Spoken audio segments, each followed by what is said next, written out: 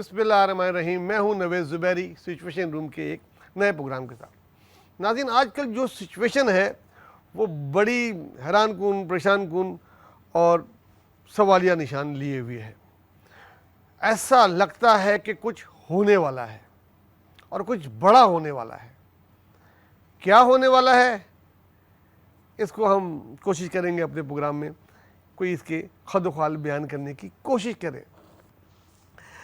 इमरान खान की रिहाई और फौरी गिरफ्तारी, ये भी आज सारा दिन खबर चलती रही सोशल मीडिया में, अभी तक मौजूद बहस बनी है, अगले 1-2 दिन और रहेगी। इसके बारे में भी डिस्कस करेंगे अपने प्रोग्राम में। और जो 2 दिन बाद पेट्रोल बम गिरने वाला है, पेट्रोल और डीजल बम, इसके साथ भी कोई छोटे छोटे बहुत सारे बम हैं। ये कारपेट बमबारी की जा रही है। IMF का जहाज़ आएगा, जिन जिन करके जाएगा, वो नज़र भी नहीं आएगा, वो भी हम डिस्कस करेंगे। और दूसरी बात यह है कि आवाम जाग गई है।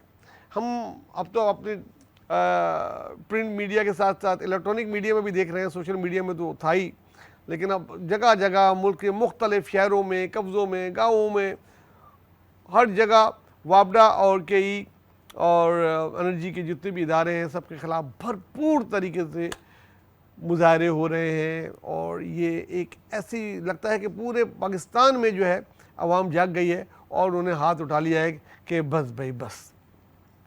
इसका क्या होगा, इस पे क्या नतीजे होंगे, इस पे डिस्कस करना है। और सबसे अहम सवाल जो आखिर में हम करेंगे कि इलेक्शन का क्या होगा, इलेक्शन होगा कि नहीं, इलेक्शन कराना है कि नहीं, और इलेक्शन कराना है तो ये फ़ैसला किसका होगा, इस बारे में हम बात करेंगे। IMF की शराइत और इंटरम गवर्नमेंट का भी थोड़ा बहुत हाल अहवाल लेंगे। तो चलते हैं अपने प्रोग्राम की तरफ कि कुछ होने वाला है तो क्या होने वाला है। कुछ एक बड़ा होने वाला है, ये एक महसूस हो रहा है हर किसी को। जगह जगह बैठकों में, जगह जगह जहाँ जहाँ लोग जमा होते हैं, चाहे कि कैफ़ों में, होटलों में, अपने घरों में, इवन ख़वातीन में, स्कूल कॉलेज यूनिवर्सिटीज़ में, हर जगह डिस्कस हो रहा है कि भाई कुछ बड़ा होने वाला है। किसी को समझ नहीं आ रही क्या हो रहा है, क्योंकि जिस तरीके से ये मुल्क चल रहा है पिछले कुछ दिनों से, तो ऐसा कभी हुआ नहीं। ये इंटरिम गवर्नमेंट बन तो गई है, लेकिन इनकी रिट कहीं नहीं है, ना नज़र आती है, ना ही किसी को। अभी आप आवाम से पूछें, शायद वज़ीर आज़म का भी नाम किसी को नहीं पता होगा, बाकी वफाकी वज़ीर तो छोड़ें, सुबाई उनको छोड़ें। तो ये क्या करेंगे और ये क्या कर सकते हैं, इनके हाथ में क्या है, ये कुछ समझ नहीं आ रहा। और ऐसा लग रहा है कि कुछ बड़ा होगा। क्यों होगा, देखिए इसकी एक वजह तो ये है कि इलेक्शन 90 दिन के अंदर अंदर आइन के तहत होने चाहिए, जिसकी कोई इफ़ एंड बट नहीं है। लेकिन अब तक इलेक्शन कमीशन ने कोई डेट ही अनाउंस नहीं की। और जो शुरू में कहा था कि इसमें जो है ज़्यादा टाइम लगेगा, 6 महीने, कोई 9 महीने, कोई सालों की बात करता है, उसका भी कोई रिजल्ट नहीं आया। 2 जमातें ऑलरेडी सुप्रीम कोर्ट में जा चुकी हैं, जी हाँ, PTI और जमात इस्लामी, और पीपल्स पार्टी भी सुप्रीम कोर्ट में जाने के लिए पड़ तोड़ रही है कि 90 दिन में इलेक्शन कराएं। आज इलेक्शन कमीशन के बाहर शहरी रहमान ने और नीर बुखारी साहब ने प्रेस कॉन्फ्रेंस की, और उसका लुब-लबाब ये है कि कोई कंप्रोमाइज़ नहीं होगा 90 डेज़ में। आइन के बनाने वाले हैं, तहफ़्फ़ुज़ करना भी जानते हैं, इस किस्म की बातें हुई। बहरहाल कुछ तो है। अगर इलेक्शन इनको नहीं कराना तो फिर कुछ और करना पड़ेगा, और वो कुछ और क्या होगा, इसके लिए भी बातें बहुत सारी हो रही हैं, जो आगे आगे हम अपने प्रोग्राम में डिस्कस करेंगे कि क्या क्या हो सकता है, क्या क्या मुमकिनात हैं। आज की जो ब्रेकिंग न्यूज़ थी कि इस्लामाबाद हाई कोर्ट ने जो फैसला महफूज किया हुआ था, वो सबको पता था कि यही होना है। और वो इमरान खान का जो फैसला था उनका इलेक्शन कमीशन का, उसने उसको कालदम करार दे दिया और सस्पेंड कर दिया। और अब दोबारा इसका ट्रायल होगा। अब ट्रायल होगा, जब चलेगा केस मेरिट पे, तो फिर पता लगेगा कि ये सही था गलत। उसमें इस टेक टाइम। तो उनकी जमात की जो मंजूर कर ली गई थी, उनको रिहा होना था, लेकिन फ़ौरन ही उनको दूसरे केस में गिरफ़्तार कर लिया गया। बहुत से लोगों की उम्मीद बन गई थी, मासूम लोगों की, कि शायद कोर्ट ने कहा तो वो रिहा हो जाएंगे। ऐसा होता नहीं है, क्योंकि जो बोया होता है वो काटना पड़ता है। जब ये अपने वक्त में थे, ये इन्होंने भी इस तरह की बहुत चीज़ें की थी, तो ये इनसे क्या, दूसरों से क्या उम्मीद कि वो इनको छोड़ देंगे। इन्होंने दूसरे केस में गिरफ्तार कर लिया, दूसरा तीसरा कई केस हैं।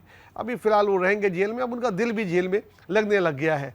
जो बातें आई हैं कि जनाब देसी चिकन खा रहे हैं, और वो भी वाह वाह और चीज़ें, बहरहाल उसको डिस्कस करने से बहुत ज़्यादा डिस्कस हो गई, मैं क्या करें। लेकिन जेल में दिल लग रहा है उनका, कोई उनको अस्पताल जाने की या बाहर जाने की जल्दी महसूस नहीं हो रही। ये भी हुकूमत के लिए एक लम्हे फिक्रिया है, क्योंकि उनको ख्याल तक है वो बहुत जल्दी जेल से उकता के और कुछ करेंगे। बहरहाल ये न्यूज़ चलती रही और अभी तक चल रही है, और कल परसों कोई और न्यूज़ आएगी उसके नीचे दब जाएगी, और फिर वही जेल के मामला इमरान खान भुगत रहे होंगे, और अभी ये काफ़ी अरसे तक चलेगा। लेकिन जो सबसे इम्पोर्टेंट बात है जिसका ताल्लुक आपसे और हमसे है, वो है आने वाले 2 दिन के बाद पेट्रोल और डीजल की बढ़ती कीमतें, क्योंकि IMF से मुआहदा किया हुआ है, और IMF तो आवाम दुश्मन, हम लोग सभी की राय यही है कि IMF का जो मुआहदा उन्होंने किया वो आवाम दुश्मन है।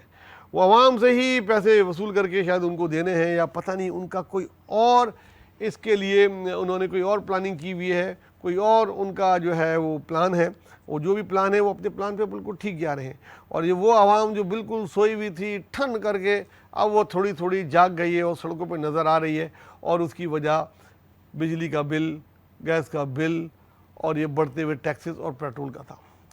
अब जब बढ़ाया जाएगा मज़ीद 30 रुपये और 25 रुपये की आवाज़ें आ रही हैं कि 30 रुपये डीजल पे और 25 रुपये पेट्रोल पे बढ़ाए जाएंगे, 10-5 रुपये और भी भले कम कर दें, 20 रुपये भी बढ़ाए गए, साथ साथ वो सब्सिडी वापस लेनी है, क्योंकि अगली किस्त भी इनको अगले महीने आनी है, तो सबके लिए तो ये कुछ भी करेंगे। तो अगर इन्होंने सब्सिडी भी वापस ले ली एनर्जी से और उससे, तो ये फिर बढ़ेंगे बिजली के बिल, और जो यही नहीं दे पा रहे तो वो बढ़ा के क्या देंगे। तो ये मुजाहरे जो है ना कोई फसादात की शक्ल ना इख्तियार कर जाए, और खुदा ना खास्ता करे फसादात पूरे मुल्क में फैल गए, जो कि किसी एक पार्टी की कॉल पे नहीं होंगे, पूरी आवाम में होंगे, तो ये बहुत ज़्यादा प्रॉब्लम कर देंगे इसमें।